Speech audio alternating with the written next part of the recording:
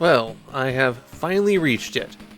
Over 5 years into this project, and Battle Royale is the first individual game that I'm making a video on that was not released in Japan. Since the PC Engine and the TurboGrafx-16 are the exact same hardware, just with the pins in the card slot wired differently.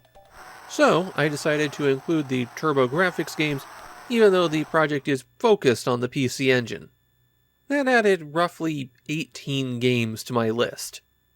There was a bit of a brief window when most of these games were released, so after Battle Royale, you're not going to see another US exclusive for almost 100 episodes, and then there's a pretty big burst of them for a little while. Something to be aware of is that the release dates on the US games are pretty fuzzy. The US didn't have the distribution systems that Japan did, and in the early 90s, there were rarely firm release dates for anything. No one was announcing, go get Battle Royale in stores October 15th. It was more that a publisher decided a game was in a shippable state, and if there was any kind of deadline, it was financial rather than promotional. The duplicators who made copies of the game weren't operating on a timetable, and orders were fulfilled piecemeal as copies came in. And that meant games might take weeks or months to be distributed everywhere in the US. Documentation for these release dates is also imprecise thanks to lead times for printing flyers, potential delays occurring, and the possibility that nobody mentioned that a minor game was released until months after the fact. Reviews in magazines could be greatly delayed, and magazine cover dates were not when the magazine was released, and also potentially very far from when a review or feature was written. And that's assuming they weren't playing a pre-release version of a game that got delayed. My point here is that the release dates for these US-only games are best guesses. They're probably in the right neighborhood, but could very easily be 6 months off. The best guess we have for the release of Battle Royale is October 1990, so I've just slotted it here in the middle of the month where I felt it broke things up nicely. With that explained, let's get to the game Battle Royale, which is not based on the Japanese novel, nor is it a shooter where 100 people have to kill everyone else in a diminishing area. Instead, it's a wrestling game. Not that it actually plays much like a wrestling game, it's a lot closer to Smash Brothers of all things. The developer, Incredible Technologies, is a bit of a weird company for this. They had been around since the mid-80s, mostly doing ports, but around this point they were transitioning to original games. And when it comes to what game they're best known for, it really depends on what direction you're coming from.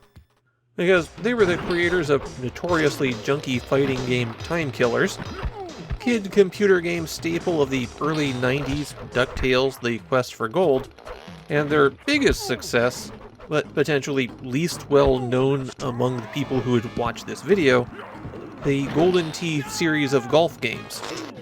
Incredible Technologies is still around, but they've transitioned to things that are a bit under the radar, like video slot machines. When you start at Battle Royale, you choose your difficulty level, the number of players, and then you decide if you're going to play a versus match or a tournament.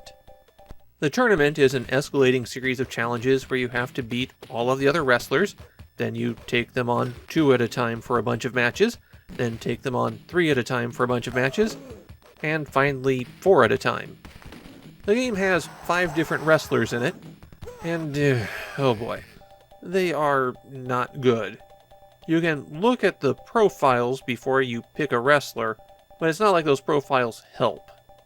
Your 5 options are Sumo Master, who hits the hardest but is the slowest character, the Executioner, who's the next step down in hitting strength but a little bit faster, Spitfire Spike, who's roughly in the middle, Mongo Khan, who is a bit faster but with weaker hits, and then Meat Eater, who's the fastest character with the weakest blows. Of course, all of that stuff about speed and damage doesn't really matter that much, because the moves that each character performs has a greater effect.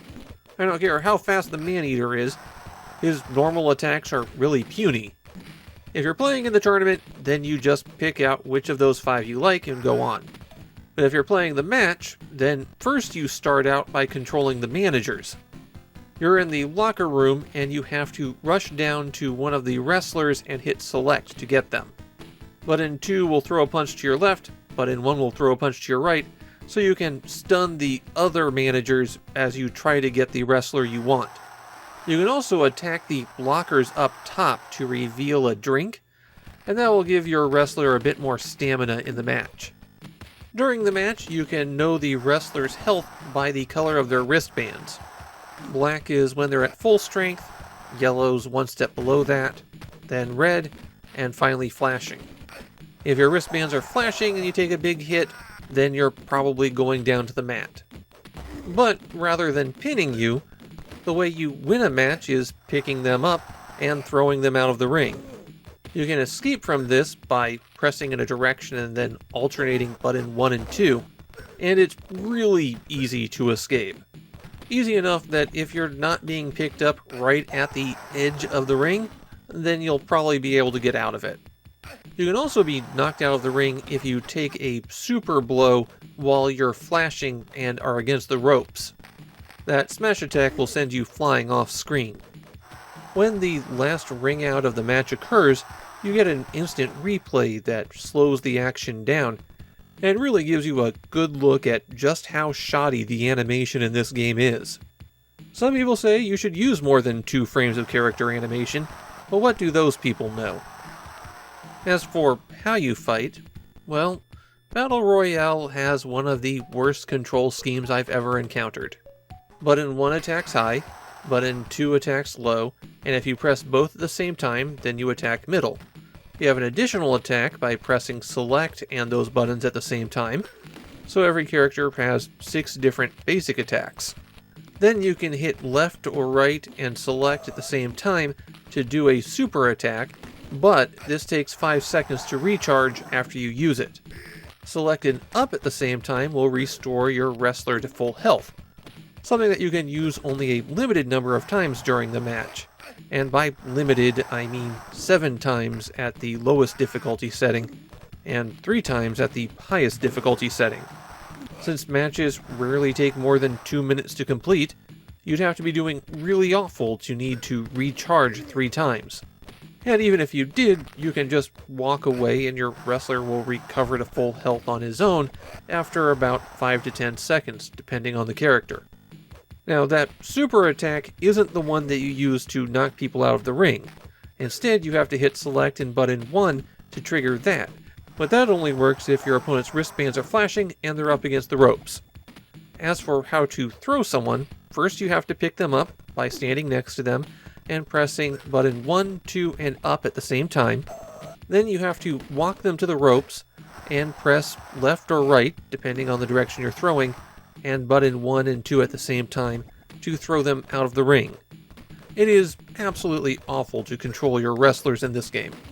Fortunately, in the multi-man matches, there is an obvious optimal strategy.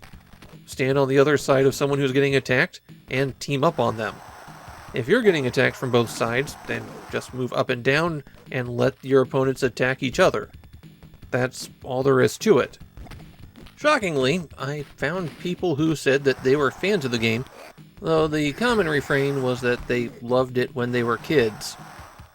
Obviously, I think Battle Royale is a pretty awful game. It feels like it fails on every level. It doesn't match wrestling well. It doesn't have enough characters for a fighting game, even in 1990. The controls are terrible. The total lack of animation is a major hindrance. This is a game that just doesn't work on any level. I think the most interesting thing about it is that it is a fighting game about getting the other players out of the arena. But just because they had the idea doesn't mean it was executed well.